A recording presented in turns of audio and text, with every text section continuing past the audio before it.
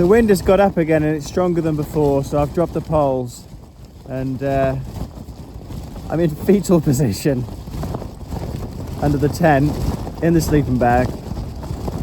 The wind is getting even stronger. I'm so glad I dropped the poles because that was the right thing to do. It must be about 40 to 50 miles an hour wind out there. But while I'm in this position, I'm warm, I'm dry. Hopefully the tent's okay and not taking too much damage flapping about. Yeah, I've discovered the Lanshan has hidden survival techniques. If you drop your poles. Crazy. Good morning on day 7 of the GR10. I'm pleased to say the Lanshan survived the night, and so did I, under the safety of a collapsed tent and my sleeping bag.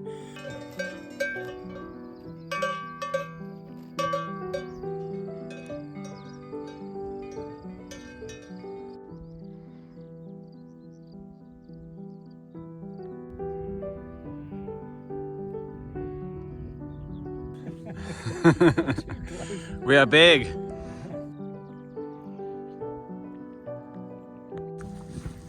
It is nice to meet people and then see them a bit later. Yeah. It is a bit of potluck. Yeah, I met some people already. I was not expecting that so early, especially not on the HRP. Yeah.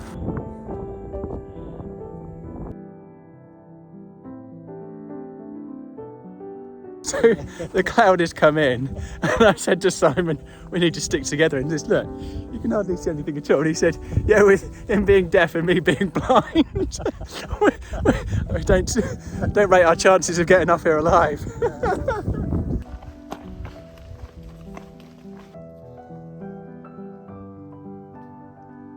You're looking great, Si. Dressed for the part. Look out for your friends Donatello, Raphael and the other Teenage Mutant Ninja Turtles. Information centre and toilets continue left along the road.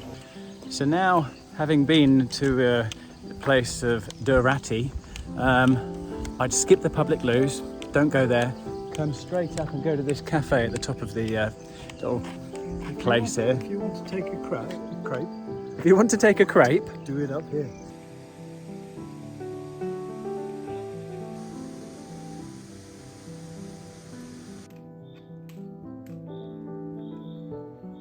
we've arrived at Chalet Durati. Although this morning was fine, I must admit I'm feeling a bit cream crackered at the moment. So we're going to stop up here and have a little rest. Good morning on day 8 of the GR10 trail.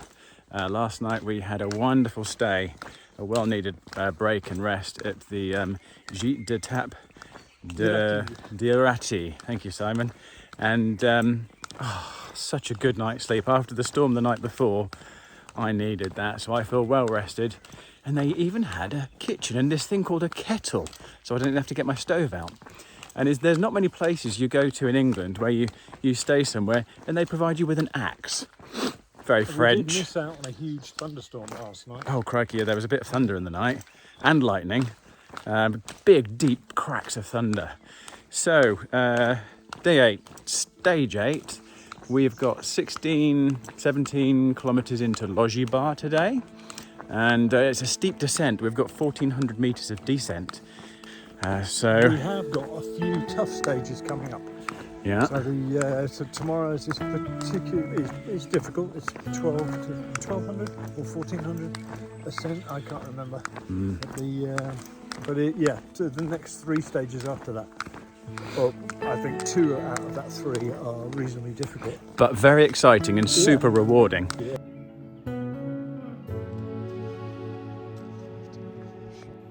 If I could get to them, I'd grab a few. Those are wild strawberries just stuck there on the mountainside. You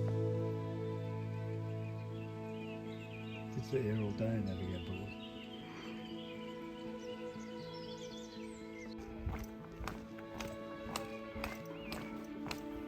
We have descended to within the cloud line and everything is getting rather damp and dewy. having a bit of a problem this morning with James's acute Dewy Beard Syndrome. It's not slowing us down, but it could cause a significant problem with the amount of water stuck through space. Trouble with Dewy Beard Syndrome is when you're a bit thirsty, you start to do this. Lash out with your tongue. So this is the water point trough that the Cicerone guide mentions. Lovely little opening here with elderflower. Still very misty, so you can't see it too well, but it does add to the whole place. There's another water trough here with a tap. So that's 3 we've seen along here now. I can only assume that these are naturally occurring up here. These are Helleborus. And this is the first time I've ever seen them occurring naturally. With the early morning dew today, my socks have got absolutely soaked through, which is the negative of a breathable shoe, but I've put on my waterproof socks. These are the seal skins, and I'm back to dry feet now, which is nice.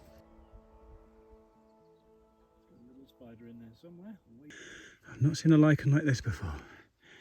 That's quite different. Unfortunately, we just missed the turning, so I had to do a little bit of bushwhacking over the top of this hill and then come back quacking to find Simon. Well, that is the first view we've had all day, and it's now 11 o'clock. We're at 935 metres and descending towards Lojibar. It's at this point, when you're coming into town, and it's going to be about 1 o'clock, that you say, "Oh, Simon, what do you fancy for lunch?" Do you think they'll have omelettes, or pizza, or croque monsieur? Will there be a little boulangerie and patisserie? Because, well, you've earned it. You've built up a good appetite. Mud. I thought I'd escaped it, but actually, there's a lot of it just there. But it's okay. It's nothing that Le Canard cannot traverse with his duck flippers. Quack, quack. Just for context there, I haven't just started quacking like a duck because I'm quackers, no. I'm quacking because my new trail name, as given by Simon, is Duck, or Canard in French. As you'll see from my Ultra Olympus trail runners, they're rather big and yellow, and so they remind him of a duck's feet. So, je suis Le Canard. Quack, quack. A beautiful steep wooded valley, very lush and green. So what would make your day, Simon, if they have it on the menu? Oh, omelette. Omelette. Have I talked up the omelette? Yeah, you talked up the omelette. The cheese omelette, yeah.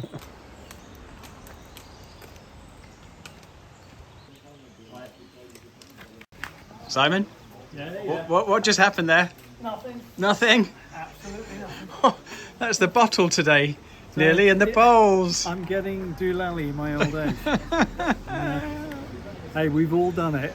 Well, I thoroughly liked Auberge Lojibar. Yeah, it was very comfortable. Yeah, they did a meal deal where you get a nice big baguette, complete baguette with a drink, hot or cold, and then also a cake for €11.50. With an enormous amount of sugar in it. Yeah, they have a few provisions there. Yeah. And then up ahead, we're going to go to the suspension bridge. The highlight of the day. Yeah, and we are into section 9.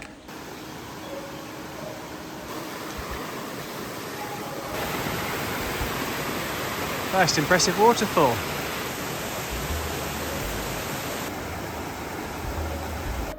Simon's gone for the commando jungle look. Sweat out of my eyes. Expedition Explorer. Now that is a gorge. Look at that. We're nearly at the bridge. There goes Si, bold as brass.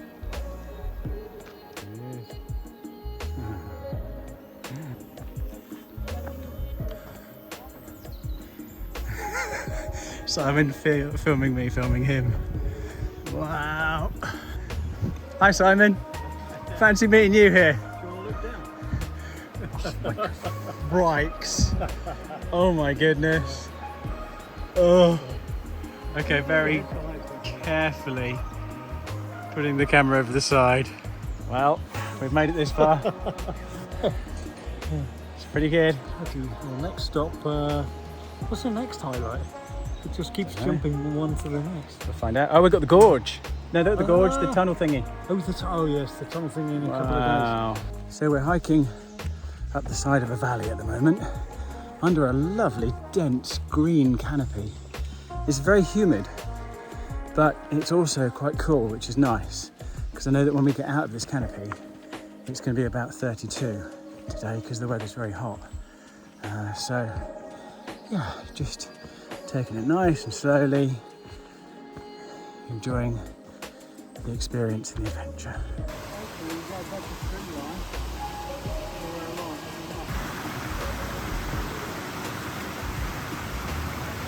Yeah. Oh, foot in. Oh yeah. Oh my goodness, that's good.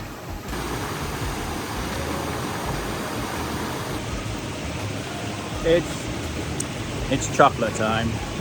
Onwards we go to go and find our campsite for the night. Hopefully not too exposed, hopefully level, hopefully with a nice view. I know I'm asking too much, but one can only ask.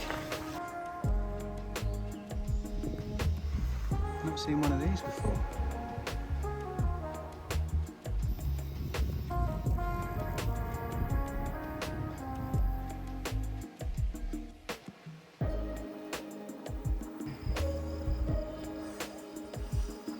It's a long way down there.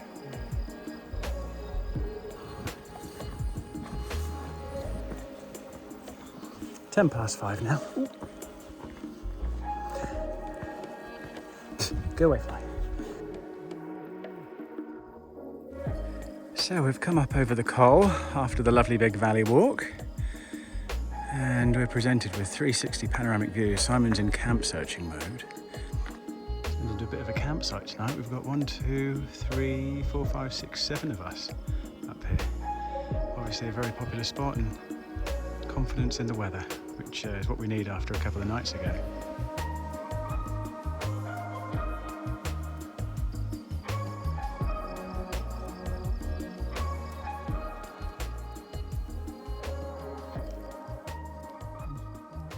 So for dinner tonight, I've got some baguette and some Brabus cheese that I picked up at the Chalet d'Arati, and I've got this stuff, which I think it's smoked swordfish, but it's in a lot of oil, which I doubt I'm going to eat all of that, but I will drizzle a bit over my bread. It's quite nice.